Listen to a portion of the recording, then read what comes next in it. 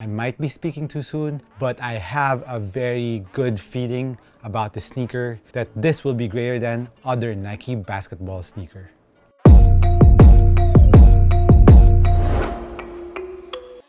Mabuhay everyone, Marches here. Welcome to the channel, and I'm pretty excited today that this arrived. And if you have been following this channel, you know how I like my full-length Zoom straw bell from Nike, which I think is one of the best cushion setups out right now in the market. It first came out in the KD12s, then followed by the KD13s, that's behind my back, and next is the newest Cosmic Unity, which I also love, and it's one of my favorite sneakers from 2021. And now this one comes out. So if you don't know the sneaker yet, this is the Air Zoom GT Cut, one of the 3 sneakers from the Air Zoom GT collection. GT stands for greater than, and this one is the low-cut version for basketball. The other one is the GT Run, which is for running, and one is the GT Jump, which is the high-cut version, and it has a different cushion setup, which I'm also excited and I'm going to try to cop that. Let's talk about the upper of the sneakers first, which I'm totally impressed with. First, in the forefoot area, the GT Cut has the foam material right in front of the sneaker, which looks very premium and very high-end, and it looks very futuristic at the same time, very premium. And the materials on the sides and middle part of the GT Cut, it's a net that is mesh-like. What it reminded me is the Kobe AD NXT, which has a drop-in midsole. It has the same net material, but this is not as fused as that one.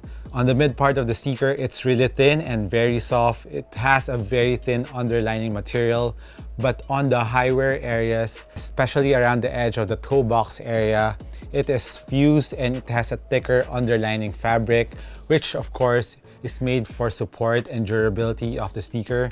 You can see it on the lateral part and middle part of the sneaker, and also around the heel where you need support and durability. Those areas are thicker and fuse more because you need extra support and durability on those areas. Similar to the foam material found in the forefoot area, the tongue is made out of the same foam material found in the toe area. It is thin, it is very plushy, and it is heat welded in the areas for extra reinforcement and aesthetics. You can also find the greater than logo on top of the tongue. And speaking of the logo, the box is really nice. You can see the lightning-like logo of the greater than series found on top of the box, and it has beyond on one side and own space on the front, with the other GT logo, which has a basketball with the lightning. And it has a greater than text on the white area. And the tissue is pretty nice. It's customized with the logos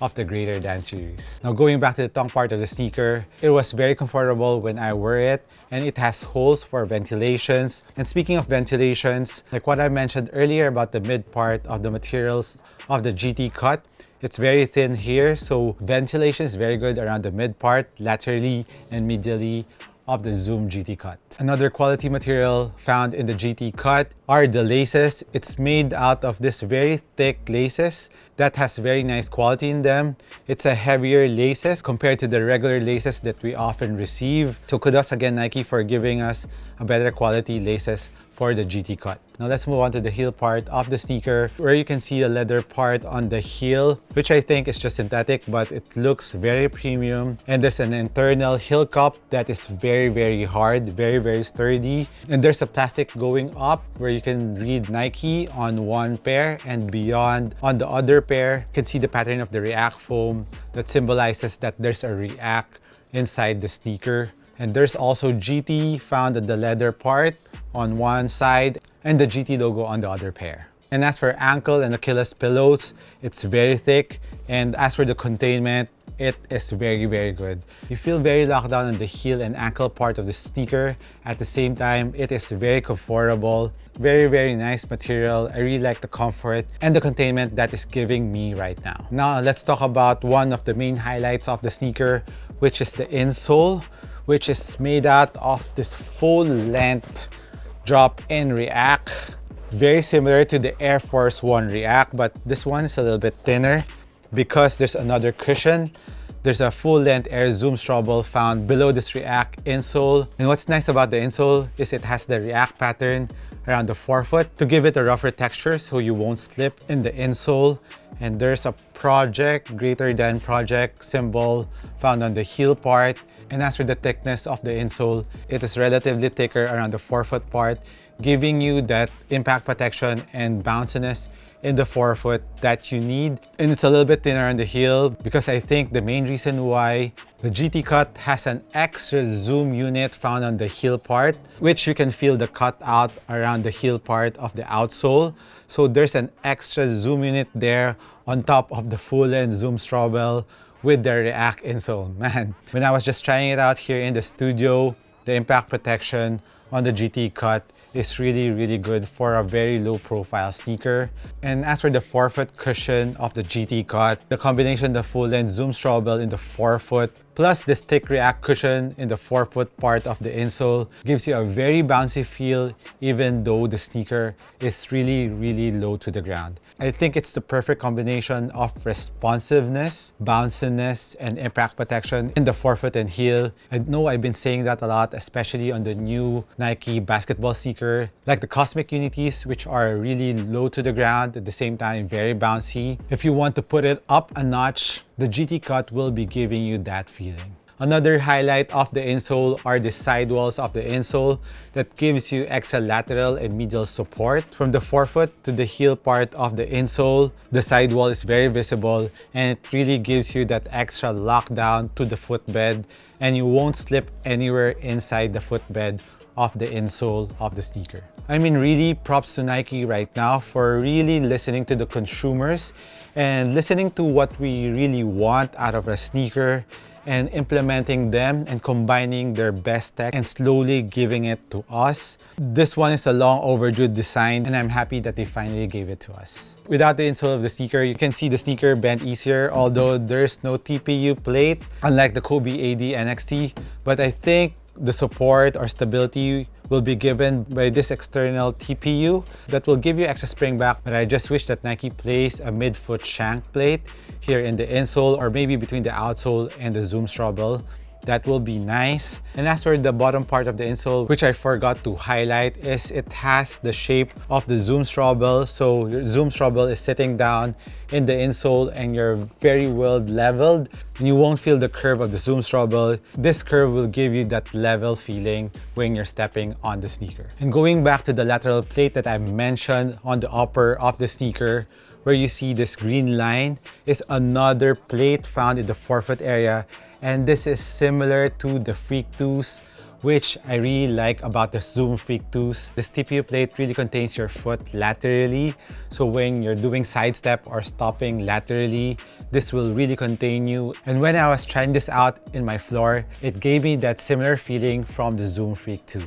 Now let's move on to the outsole of the sneaker, which I think is another good thing about the Zoom GT cut. Man, the rubber compound on the outsole of the GT cut is really gnarly, and I'm comparing it with the Cosmic Unity, which has a different feeling on the rubber compound, but the GT Cut's rubber compound has a nicer texture to it. When I was trying it on my floor here and it was really dusty, it was still gripping really hard and it was squeaking.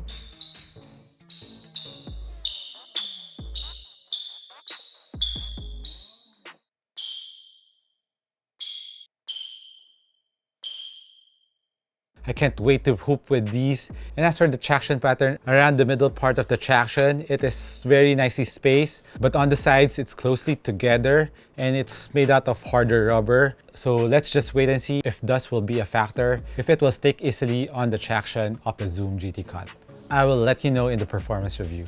As for the weight of the GT Cut, without the insole, it is 391, but with the insole, it is 470 grams, which is on the average. It's not light, it's not heavy.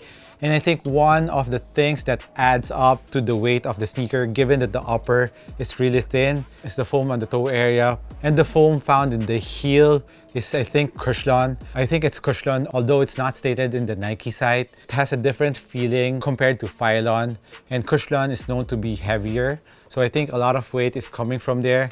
and when I'm holding it, I can feel the weight more around the heel, but it's not a heavy sneaker and it's not one of the lightest. I actually weighed my Rare Metal 2, and the Rare Metal 2 is 350. It's one of the lightest. I think it's the lightest sneaker that I have. And the Kobe 6 Proto, I just weighed it. It's 380 grams. So this is 100 grams heavier compared to the Kobe 6 Proto. But the fit of the Zoom GT Cut really reminds me a lot of the Kobe's, especially the Kobe 6. It is really snug around the forefoot area. So wide footers, watch out for that. It is a very narrow sneaker. It is very snug in the forefoot and midfoot part of the sneaker. So watch out for that. And as for the sizing of the Zoom GT Cut, true to size for regular footers, and wide footers maybe half size up or a full size up.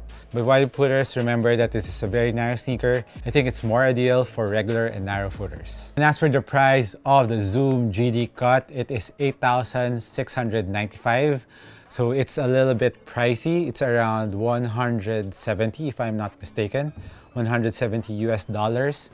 So it's pretty expensive, but with the quality and the tech that you'll be getting out of the Zoom GT Cut, I think it's totally worth it because of the full length zoom straddle with the extra heel zoom unit, plus the React insole, plus this very nice upper, very premium upper that you'll be getting. I think it's totally worth the price right now, and it looks really dope. It looks like a running sneaker, and you can rock this off court.